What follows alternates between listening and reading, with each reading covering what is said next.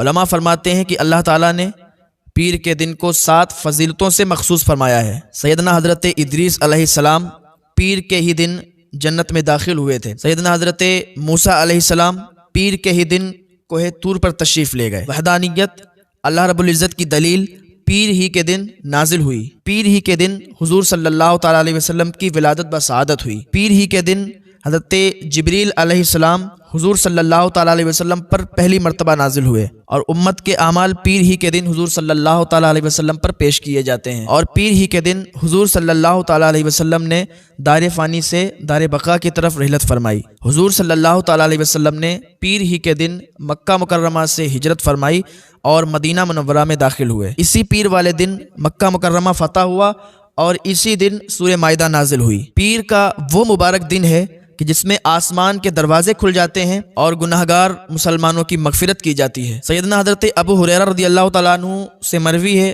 وہ کہتے ہیں کہ حضور صلی اللہ تعالیٰ علیہ وسلم نے فرمایا کہ جب پیر اور جمعرات کا دن آتا ہے تو آسمان کے دروازے کھل جاتے ہیں اور مولا کریم ہر بندے کو جس نے شرک کا ارتکاب نہیں کیا ہوتا ہے بخش دیتا ہے، مگر جس آدمی کے دل میں اپنے بھائی کے ساتھ کینہ اور بغض ہوتا ہے اس کو مہلت دیتا ہے تاکہ وہ آپس میں صلح کر لیں۔ تو اب آئیے، جو میں نے بیان کیا تھا کہ حضرت ادریس علیہ السلام سے لے کر میں نے بیان کیا تھا کہ پیر کے ہی دن حضرت ادریس علیہ السلام جنت میں داخل ہوئے، تو حضرت ادریس علیہ السلام نے حضرت ملک الموت سے کہا کہ میں موت کا مزہ چکھنا چاہتا ہوں۔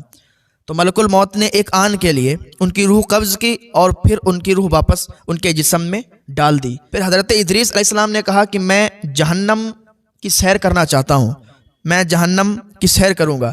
تو حضرت ملک الموت نے انہیں جہنم کی سیر کرائی۔ جہنم کی سیر جب کر لی تو کہا اب میں جنت کی سیر کرنا چاہتا ہوں۔ تو حضرت ملک الموت نے انہیں جنت کی سیر کرائی اور حضرت ادریس علیہ السلام جنت میں داخل ہو گئے۔ جب جنت میں ٹہل لیے، سیر کر لی، تو حضرت ملک الموت نے کہا کہ اب آئیے واپس چلتے ہیں۔ تو حضرت ادریس علیہ السلام نے کہا کہ اب میں جنت سے کہیں نہیں جانے والا، اب میں جنت سے نہیں جاؤں گا۔ اللہ تعالیٰ نے فرمایا نہ کل نفس ذائقۃ الموت، ہر جاندار کو موت کا مزہ چکھنا ہے، وہ میں نے چکھ لیا۔ اور فرمایا ہے وَإِن مِّنكُمْ إِلَّا وَارِدُهَا، کہ ہر شخص کو جہنم پر گزرنا ہے، تو میں گزر چکا ہوں اور اب میں جنت میں پہنچ چکا ہوں۔ اور جنت میں داخل ہونے والوں کے لیے اللہ تعالیٰ نے فرمایا ہے وَمَا هُم مِّنْهَا بِمُخْرِجِينَ، کہ وہ جنت سے نکالے نہ جائیں گے۔ اب مجھے جنت سے نکلنے کے لیے کیوں کہتے ہو؟ اللہ تعالیٰ نے حضرت ملک الموت کو وہی فرمائی جو کچھ ادریس نے کہا ہے اور کیا ہے یہ میرے حکم سے، میرے اذن سے کیا ہے، اب اسے جنت میں ہی رہنے دو۔ تو حضرت ادریس علیہ السلام کا کچھ اس طرح سے واقعہ پیش آیا تھا، اور حضرت ادریس علیہ السلام ابھی بھی جنت میں زندہ ہیں۔ میں نے ذکر کیا تھا کہ حضرت موسیٰ علیہ السلام پیر کے ہی دن کوہ طور پر تشریف لے گئے تھے۔ تو حضرت موسیٰ کے یہ 7 سفر مشہور ہیں کہ پیر کے دن حضرت موسیٰ نے 7 سفر کیے تھے جو بڑے مشہور ہوئے: سفر غضب، سفر حرب، سفر طلب، سفر سبب، سفر عجب، سفر ادب اور سفر طرب۔ اب آئیے سفر غضب کی طرف۔ حضرت موسیٰ علیہ السلام کی جب ولادت ہوئی تو وہ فرعونیوں کا دور تھا، تو فرعونی حکومت سے خطرہ پیدا ہوا، تو ان کی والدہ نے ان کو دریا میں ڈال دیا، اور یہ سفر احکم الحاکمین کے حکم سے وجود میں آیا۔ اللہ تعالیٰ فرماتا ہے اور ہم نے موسیٰ علیہ السلام کی ماں کو الہام فرمایا کہ اسے دودھ پلا، اور جب تجھے اس سے اندیشہ ہو تو اسے دریا میں ڈال دے، اور نہ ڈر اور نہ غم کر، بے شک ہم اسے تیری طرف پھر لائیں گے اور اسے رسول بنائیں گے۔ یہ سفر غضب ہوا۔ اب سفر حرب۔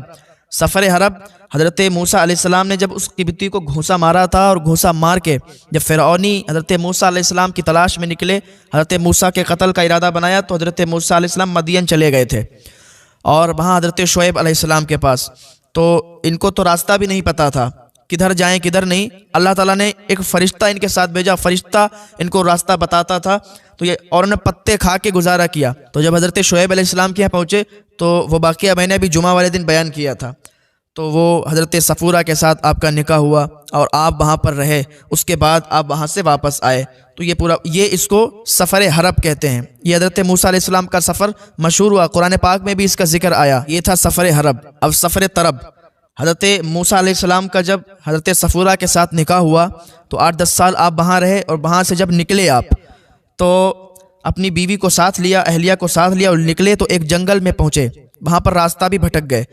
تو دور دیکھا ایک آگ جل رہی تھی اور ٹھنڈ بھی بہت زیادہ تھی، تو اپنی اہلیہ سے فرمانے لگے کہ میں اس آگ کو لاتا ہوں اور پھر ہم لوگ یہاں پر تاپیں گے۔ تو اس سفر کو سفر طلب، یہ بھی حضرت موسیٰ علیہ السلام کے سفر کا ذکر قرآن مجید میں آیا، اور سفر سبب اس کا بھی ذکر قرآن پاک میں آیا ہے۔ سفر سبب حضرت موسیٰ علیہ السلام جب ان فرعونیوں سے تنگ آ گئے تو آپ مصر کی طرف کتاب کو لے کر اور اپنے چاہنے والوں کو لے کر چلے، تو جب فرعونیوں کو معلوم چلا کہ یہ لوگ چلے گئے تو انہوں نے پیچھا کیا، اور پیچھا کرتے کرتے ان لوگوں کو مارنے کے ارادے سے آئے۔ جب یہ لوگ راستے میں مل گئے تو بنی اسرائیل گھبرا گئے کہ اب تو یہ ہمیں مار ڈالیں گے، ہمارے پاس تو کوئی ایسا سامان بھی نہیں ہے کہ ان سے مقابلہ کریں گے۔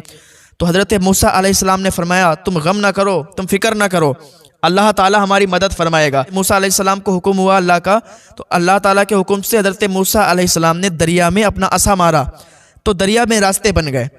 بنی اسرائیل حضرت موسیٰ علیہ السلام کے ساتھ دریا پار کر گئے، اور جو فرعونی تھے انہوں نے بھی اپنے گھوڑوں کو دریا میں ڈالا، اور پورا لشکر یہ پورا دریا میں جیسے ہی اترا تو اللہ تبارک و تعالیٰ نے دریا کو حکم دیا تو دریا نے ان کو ڈبو دیا، تو یہ فرعونی ہلاک ہو گئے، برباد ہو گئے۔ تو یہ سفر سبب تھا حضرت موسیٰ علیہ السلام کا۔ اب یہ سفر عجب، حضرت موسیٰ علیہ السلام کا سفر عجب، اس کا بھی ذکر قرآن پاک میں آیا۔ یہ فرعونی غرق ہو گئے تھے، تباہ ہو گئے تھے، تو حضرت موسیٰ علیہ السلام کی قوم یا بنی اسرائیل مصر میں رہنے لگے، تو پھر حضرت موسیٰ علیہ السلام نے حکم سنایا کہ چلو ملک شام کی طرف، یہ لوگ چل دیے۔ تو سفر عجب اس کو کہتے ہیں کہ راستے میں عجیب عجیب واقعات پیش ہوئے، تو اس کو سفر عجب کہنے لگے۔